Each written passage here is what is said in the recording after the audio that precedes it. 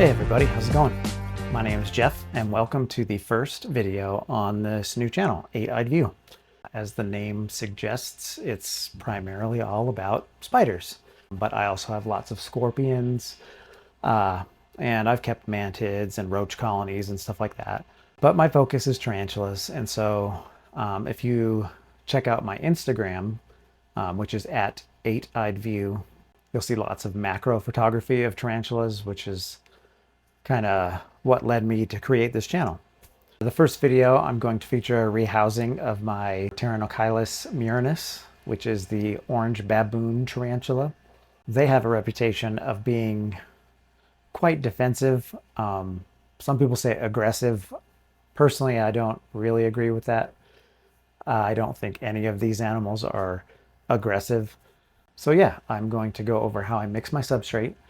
I'm going to do the enclosure build and kind of bring you guys along with that. And then we'll do the rehousing and that should be it. So I appreciate you being here. And without further ado, let's get to the rehousing. All right, first things first, let's put together the enclosure. So the enclosure that I'm using today is a little cheap acrylic handbag holder that they sell on Amazon. I got these as a 5-pack for like 60 bucks and just drilled some holes in the top and sides. I really prefer tarantula cribs, or really tarantula cribs is my number one. But these are super cheap, and I need bigger enclosures because a lot of my tarantulas are becoming adults.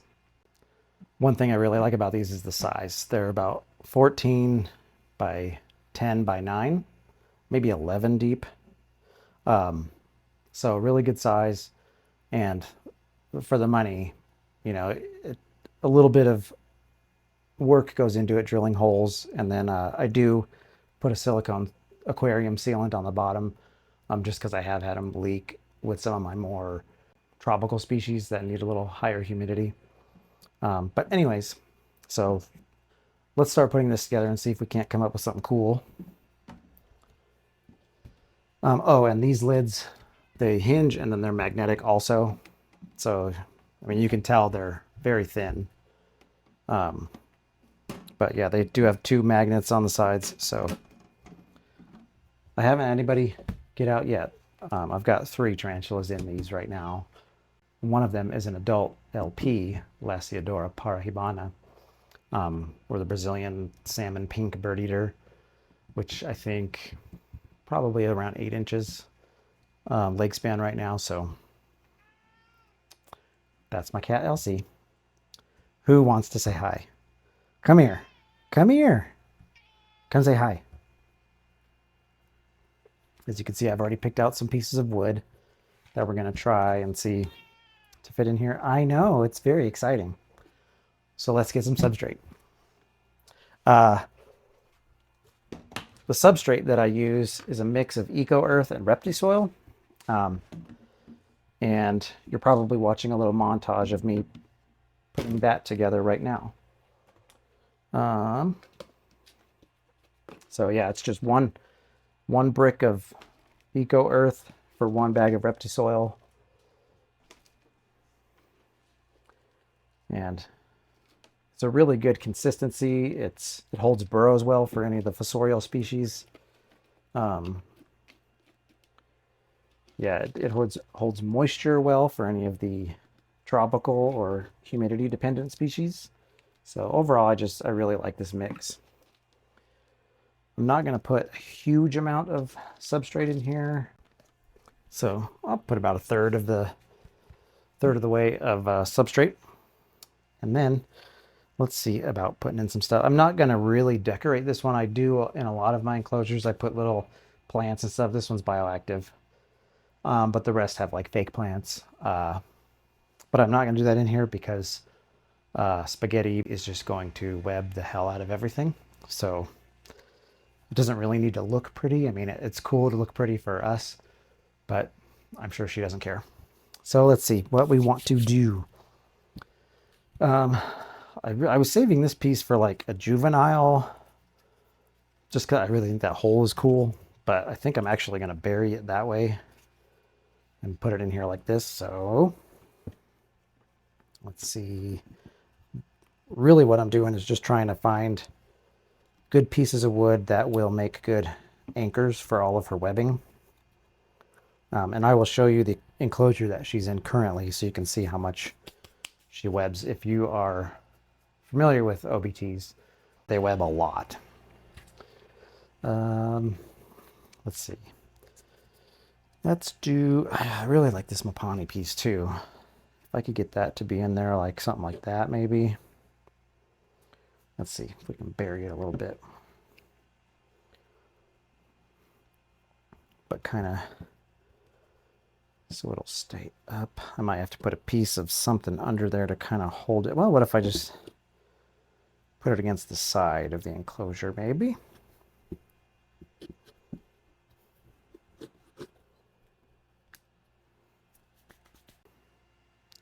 So let's see, let's put this little piece back here. Again, these are just anchor points for all the webbing that she's going to be doing. I think that's pretty cool. That one, that one. Maybe one in this corner.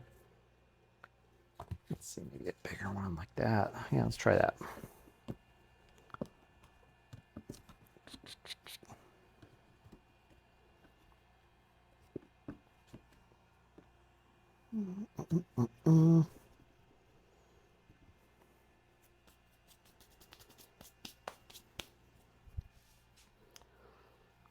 So yeah, that gives her a lot of real estate to roam. Lots of things to anchor onto for web. Maybe just kind of a piece down here on the substrate just for some added stability at the bottom.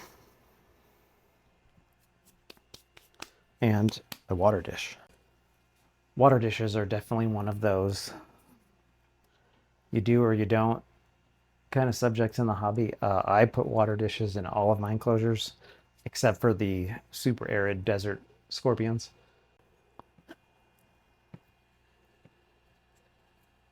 I have seen Spaghetti drink out of a water dish, so I know she'll utilize it.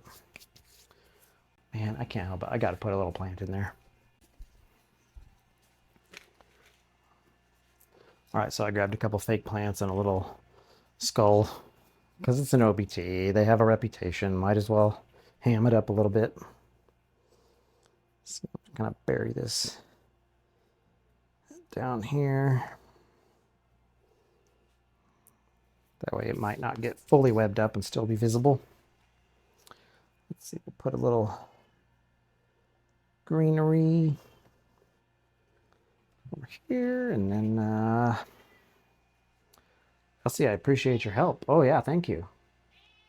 Yeah, that's awesome. Let's see if we can't jam this right over here in this corner.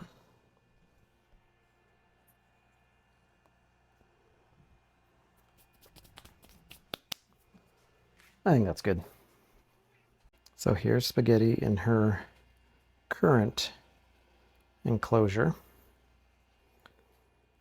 You can see it's a little bit small for her. But like I said, lots of webbing. Tons of webbing. All right, let's see if she cooperates. I'm sure a lot of you have these. This is my preference for a catch cup. I really like them just because they're square so they can get into corners, unlike round catch cups. I have handled her before. She's, like I said, a lot of the time, super relaxed for an OBT, but they're moody. So we don't know what we're going to get until we try. So she's webbed up the lid a little bit. So let's see if she doesn't panic with me moving it. I'm probably going to switch to a much calmer voice. It's all right, Spaghetti. So let's see what we get.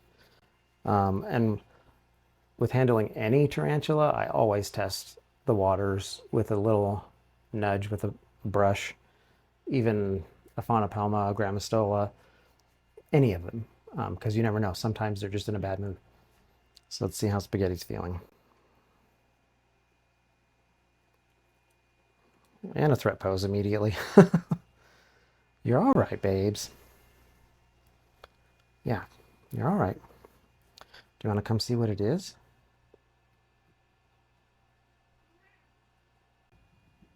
Yeah, see, she's a little bit curious. So what is happening over here? Yep, yep. Go ahead.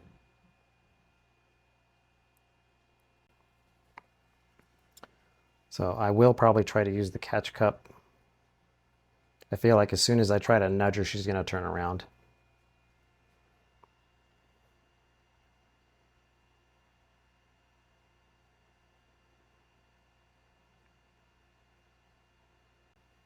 Yep, thought so.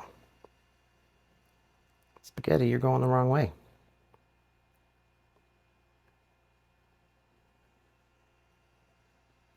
Come on.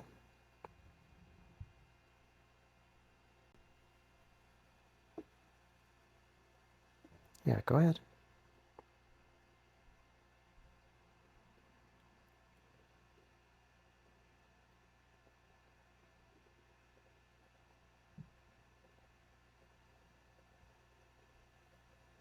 She's actually being pretty relaxed right now.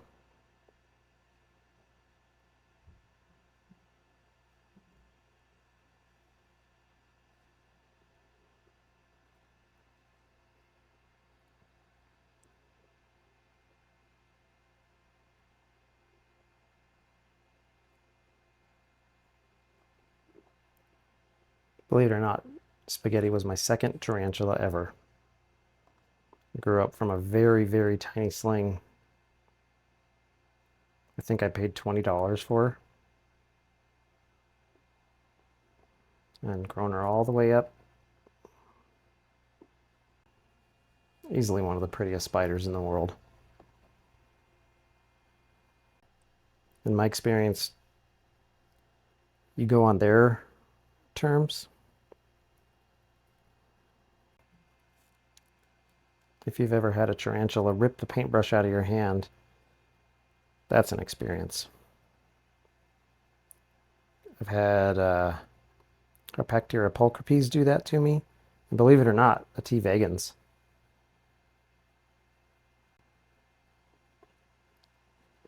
Come on, Spaghetti, go in this cup. That's one bad part about these fan brushes. Her little claws are stuck on it now. There she goes.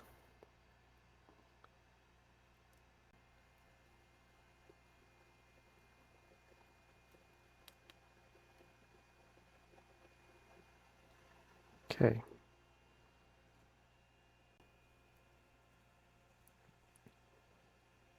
Let's see about this. Okay, yeah, let go. Okay, now.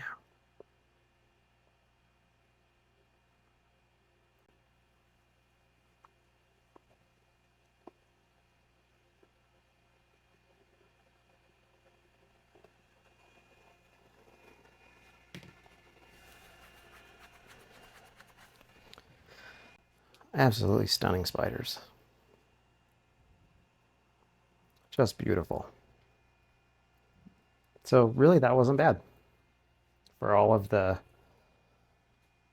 reputation that these tarantulas have, I think if you just stay calm and work with them on their terms, you'll be totally fine. That being said, like I've said, I've handled her before. It was during a rehouse when she was a juvenile and she came out on her own. So I let her crawl onto my hand. I think I have some footage of it. When she crawled up my arm and was totally relaxed, I kind of nudged her back down and she went into the new enclosure and was totally fine. Not that I recommend it. They do have a reputation for a reason. But in my experience, this particular spider has been one of the more laid back OBTs. So while she's just chilling there, I think I'm gonna get a couple close-up shots. So there you have it. OBT rehoused into her new enclosure. She's doing a lot of exploring and kind of mapping out the surroundings. So I'm pretty pleased with how it turned out. And I gotta say, I'm super grateful, and I really appreciate you sticking around to the end of the video. Leave a comment down below. You might be the first one to do so. And like every YouTuber has said since the beginning, like, comment, subscribe. It would mean the world to me, being that this is my first attempt. So yeah, I've had fun making this video, and I hope you guys enjoyed it. Also, check me out on Instagram. Like I said, you'll see lots of cool macro photography of all kinds of different critters. So yeah, that would also mean the world to me. So thanks again, and I'll see you next time.